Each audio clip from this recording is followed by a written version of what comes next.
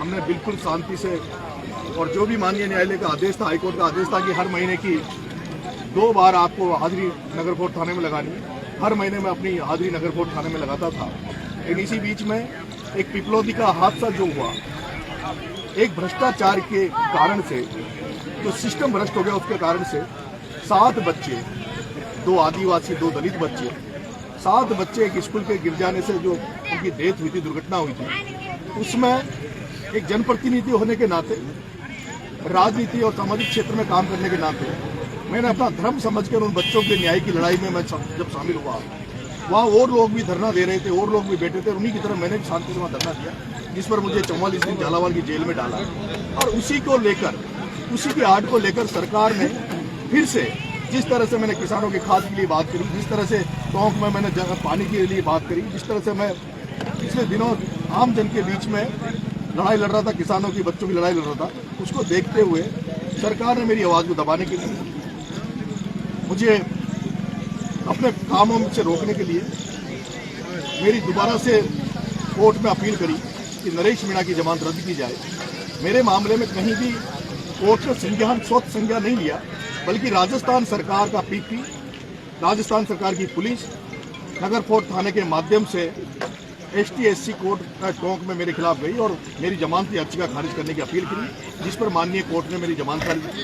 हमने प्रयास किया हाईकोर्ट में, लेकिन हमें जब हाईकोर्ट से राहत नहीं मिली, और जैसा कि आप सबको पता है, महीने की हर पहले वीक में मुझे नगर कोर्ट थाने में हाजिरी लगानी थी, और आपने इस दौरान बीच में देखा होगा, सरकार चाहती थी, सरकार की लगता था सरकार को कि ये नरेश मीणा सरेंडर नहीं करेगा, नरेश मीणा भगवत, तो नरेश मीणा को भगोड़ा घोषित कर देंगे, नरेश मीणा की संपत्ति पे बुलडोजर चला देंगे।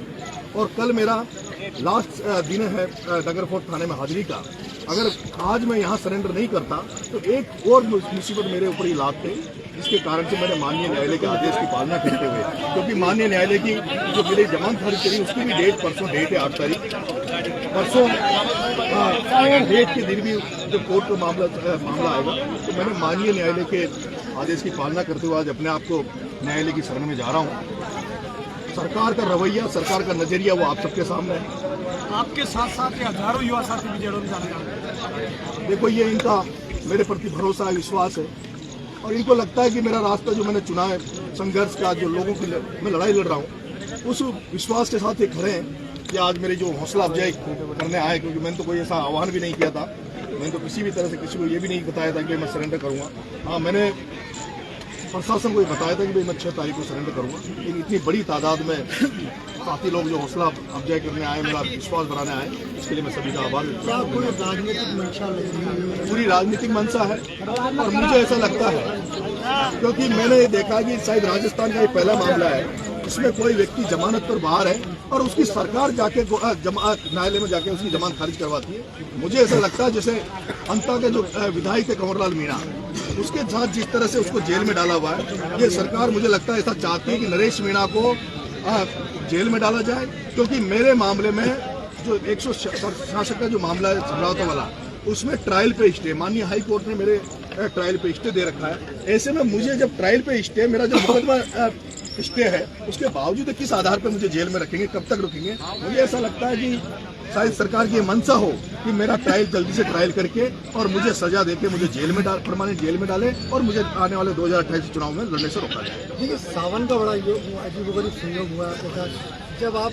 वहाँ रिलीज हुए जेल से लंबी कस्टडी के बाद, उस दिन बारिश बरसी। देखो, पिछले समय से जो संयोग थे वो तो आप देख रहे होंगे, मेरी 3 दिवाली तो चुनाव में निकली है, और मेरा 16 अगस्त को जन्मदिन आता है, वो पिछला जन्मदिन तो झालावाड़ की जेल में भी था, और हो सकता है ये जन्मदिन भी टोंक की जेल में भी थे।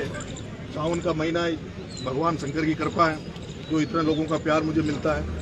नहीं तो आप सोच लीजिए कि जब किसी आदमी को ये पता लगता है कि उसको कल जेल जाना है, उस पर क्या बीत रही होगी, मेरे परिवार पर क्या बीत रही होगी। लेकिन जिस तरह से आज ये जन समुदाय मुझे आशीर्वाद देने आया, मेरे साथ खड़ा है, उससे एक विश्वास बढ़ता है, और इस लड़ाई को और मजबूती से लड़ेंगे। और मैं ये कह सकता हूँ कि मेरे सामने 2 रास्ते थे।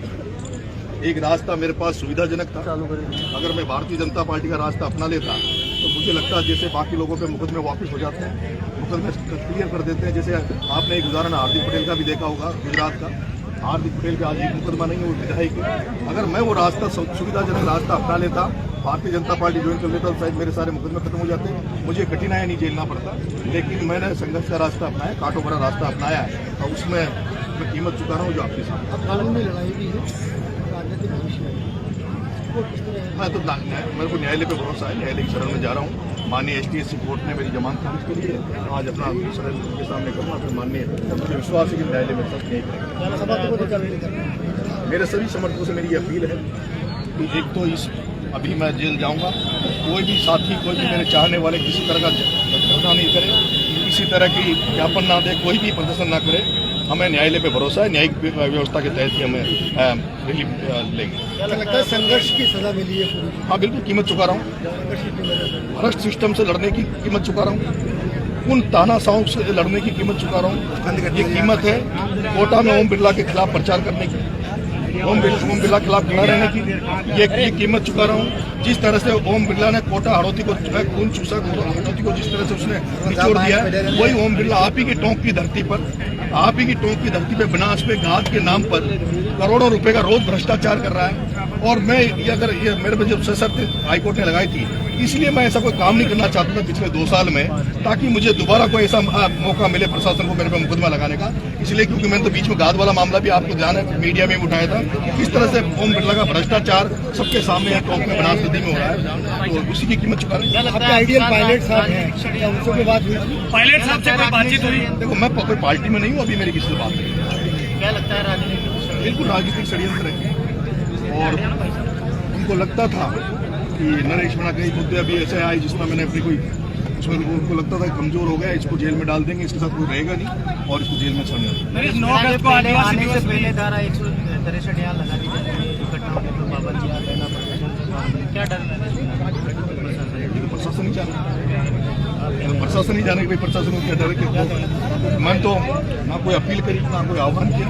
मैं तो आज मैंने बताया था, पर प्रशासन को कहा था 6 तारीख को मैं सरेंडर करूँगा।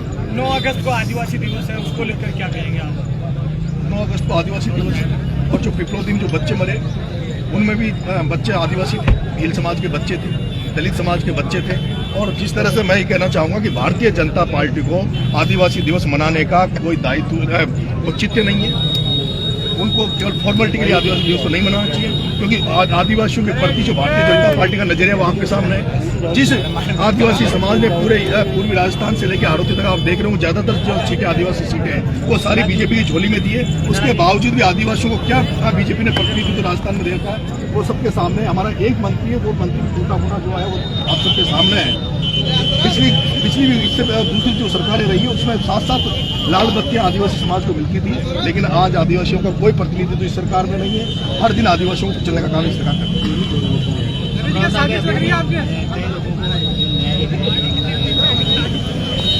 भजन लाल जी ने जब पिछली बार जेल में था, मेरे फ्रेंड्स को बुलाया, मेरी टीम को बुलाया, समझौता किया, लेकिन भजन लाल जी समझौते से मुकर गए। आज भी उन्होंने कहा था कि हम पूरा मुआवजा देंगे, आज मुआवजा नहीं दिया। उन्होंने कहा था सारे मुकदमों को खत्म करेंगे, मुकदमा कोई खत्म नहीं किया। 4 मुकदमे समरावतों वाले उस दिन लगे थे, 4 मुकदमे आज भी वैसे वैसे चल रहे हैं। क्या लगता है पिछली बार कांग्रेस के कई बड़े नेता आपके समर्थन में, इस बार लेकिन मैं जनता की लड़ाई लड़ रहा हूँ, मुझे जनता पे भरोसा, और जनता आपके साथ है। नगर कोर्ट पहुंचने पर इंद्रदेव ने आपका स्वागत किया है, किस तरह की साजिश लगती है आपको? मुझे ऐसा लगता है जैसे कमललाल मीणा को चुनाव से जो चीटिंग एमएलए को सजा देकर और उसको आज जेल में डाल रखा है। मुझे लगता है इनकी ये मंशा कि नरेश मीणा को जेल में डाल दो, ट्रायल चलाओ और इसको भी सजा देके चुनाव लड़ने से रोको। मुझे लगता है 2028 का विधानसभा चुनाव लड़ने से रोकने का ही नगर निकाय चुनाव भी नजदीक है, पंचायत राज चुनाव जगन गुजर की जेल में हत्या करके, इसके पीछे कोई बड़ी साजिश तो नहीं है नरेश मीणा को? अब आज आप कुछ भी कर सकते हैं, कुछ भी, ये सरकार कुछ भी कर सकती है, कुछ भी। डर लग रहा है नरेश को? नहीं, कोई डर नहीं। पिछली बार भी आपने मुद्दा उठाया था कि जेल के अंदर हथियार है, तो मैंने जो कहा वो सही निकला। मैंने कहा था टोंक जेल में हथियार है, वो हथियार बरामद हुए आप सबके सामने। क्या लगता है इस बार भी कोई साजिश आपके साथ जेल के अंदर होगा? अभी तो मुझे ऐसा कुछ लगता नहीं। देखिए, जगन के मामले को लेकर क्या कहेंगे? नरेश साहब जेल जा रहे हैं और ये बड़ा मामला हुआ, जगन को जेल में मार दिया, सुरक्षा जेलों में बहुत सारी अव्यवस्थाएं, उस 4 दीवार के बारे में किसी को कुछ पता नहीं। वहाँ इतनी सारी अव्यवस्थाएं, लेकिन उसकी तरफ कुछ का ध्यान नहीं है। मैंने तो जेल से निकलने के बाद भी बहुत सारे जेल के मुद्दे उठाए थे। मैंने वहाँ खाने को लेकर उठाया था, किस तरह से वहाँ कैद बंदियों के साथ दुर्व्यवहार होता है, वो सारी चीज़ें मैंने पहले भी उठाई थी। नरेश मीणा को पहले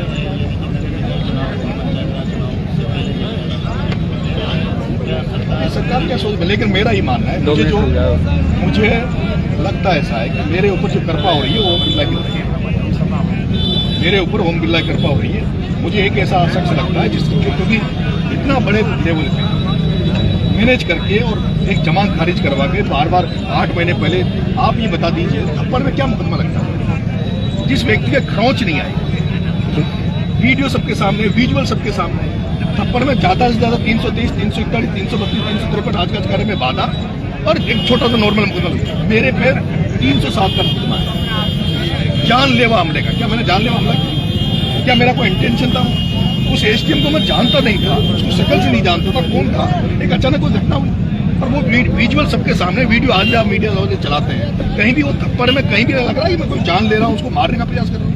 उसके बावजूद पुलिस ने 307 में मुकदमा दर्ज किया और मुकदमा मुझे दुख हुआ, लेकिन कि बाद में चार्ज फ्रेम भी मेरे को 307 में हुआ और जिसके खिलाफ मैं माननीय न्यायालय हाईकोर्ट गया और माननीय हाईकोर्ट ने उसको स्टे कर रखा, चार्ज पे स्टे कर रखा, मेरी ट्रायल पे स्टे। लेकिन अभी दुर्भाग्य है कि मेरी ट्रायल पे स्टे होने के बावजूद मेरे को जेल में भेज दिया।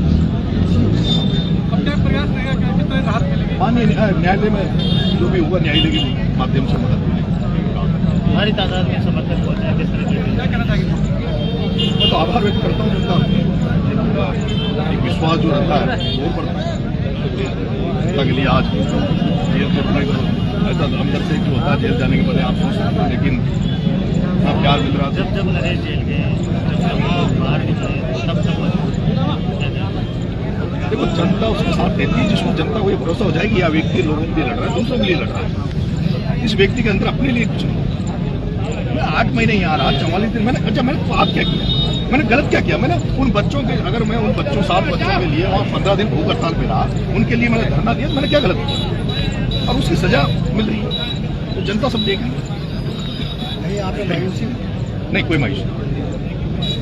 नरेश तुम संघर्ष करो, हम तुम्हारे साथ हैं। नरेश तुम संघर्ष करो, हम तुम्हारे